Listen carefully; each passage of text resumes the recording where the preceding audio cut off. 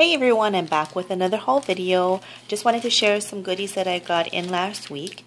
And the first package that I got was from Drew over at HopscotchPaperCrafts. That's the name of his shop on Etsy. And he actually is an amazingly talented young artist.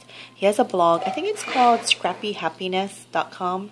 And he's also on Facebook. Card of My Eye is the name of his page, I believe. I'll include all of that information in the description in case you want to look him up. But you seriously need to look him up because he does do some amazing work.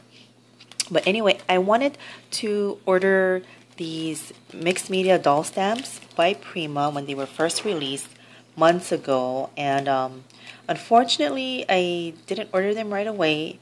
And so when I did want to go ahead and order them, I found that they were sold out everywhere. So I was really bummed about that, and I had to wait a couple of months. And when I saw that Prima had made an announcement last week on Facebook that they were shipping another batch out, I noticed that somebody had commented that Drew had them already in his shop. So I went to Etsy right away and saw that he had a bunch in stock, and I ordered the two that I really wanted.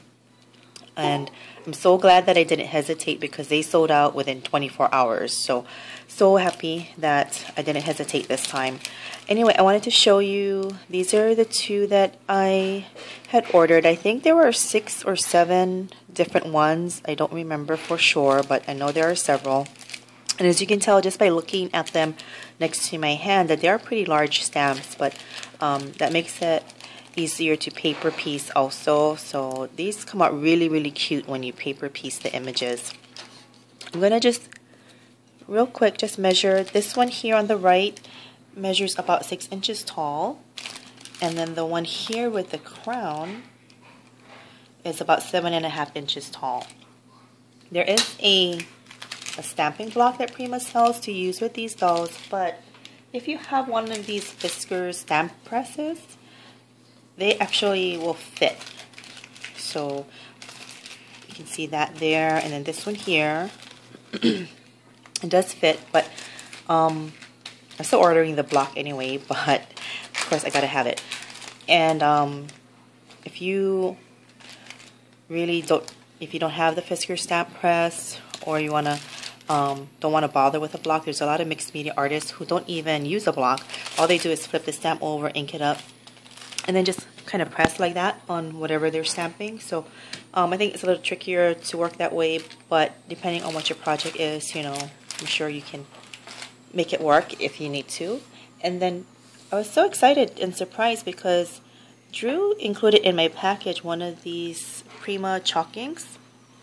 I wanted to try these for a while, and they were more on my wish list rather than my need to have now list, so I never ordered any yet.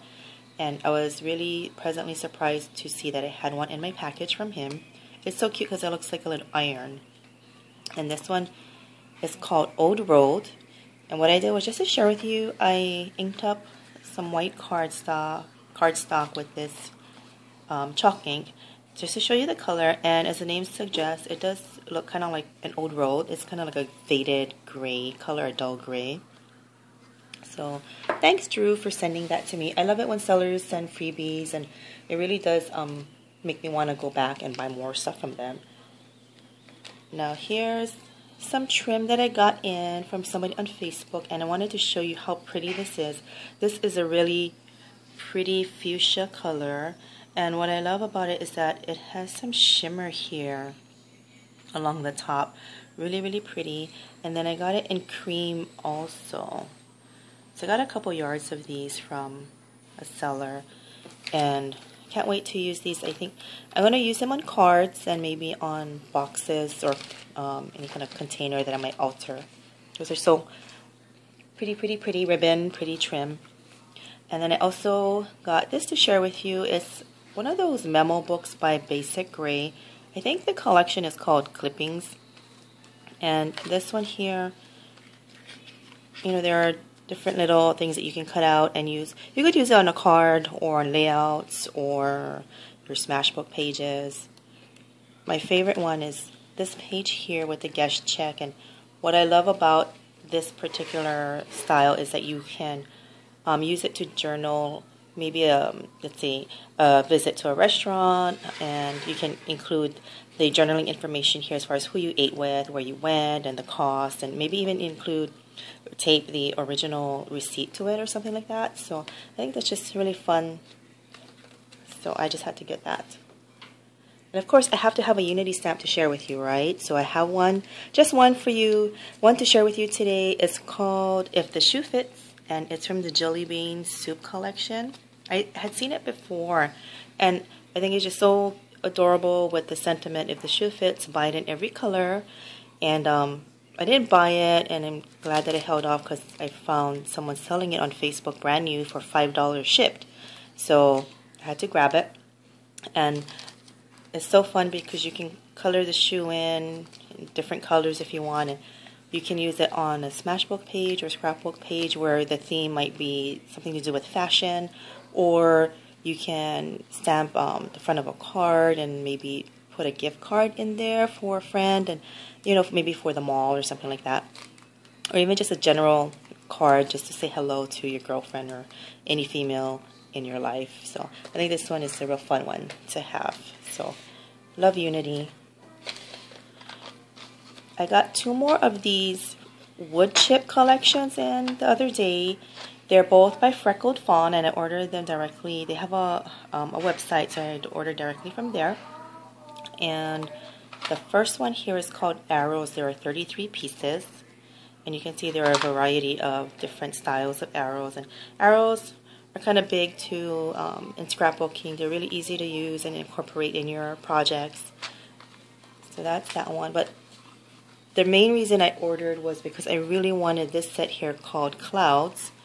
And you can see that it's not just clouds. There are little pretty umbrellas, and I love there are lightning bolts and little hearts and raindrops, and these here are so pretty with the words cut out.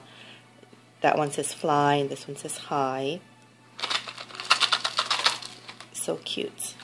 And this one has 54 pieces. Sorry, that's my daughter imitating the sound that I'm making with shaking the package. And the last thing I wanted to share with you is my Stampin' Up! Order. They had a free shipping promotion the other weekend, so I had to jump on that and just get a couple of things. I had to get some cardstock to match the ink pad that I purchased at the same time.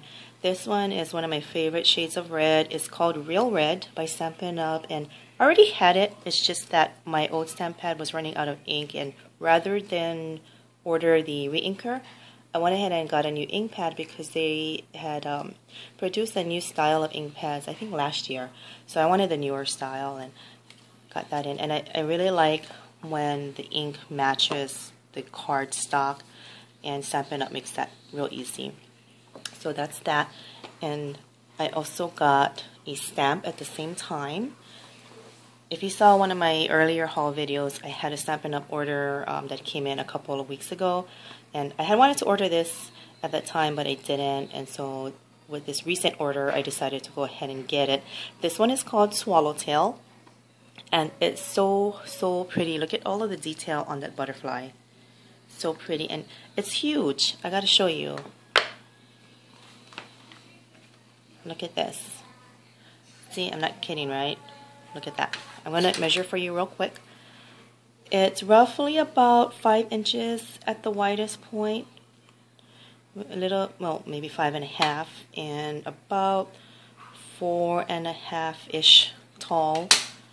And you may be wondering, what in the world is she going to do with such a huge stamp? Well, if you do a standard A2 size card, which is where you take your 8.5 by 11 cardstock, you cut it in half, and then you fold one half in half to make your card. That's your standard A2 size card.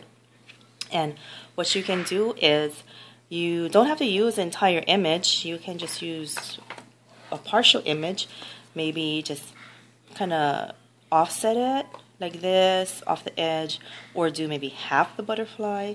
So that's an option for the A2 size. Now I do also do a lot of 6x6 and 5.5 by 5.5 cards.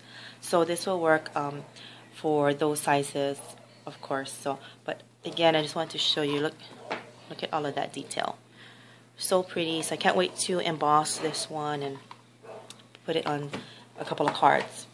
So that's all that I have for today. I do have some projects that I'm finishing up this week, and I really hope to get those, at least a couple of tutorials or project shares at least up on my YouTube this week. So keep an eye out for that. Stay tuned, and thanks for watching.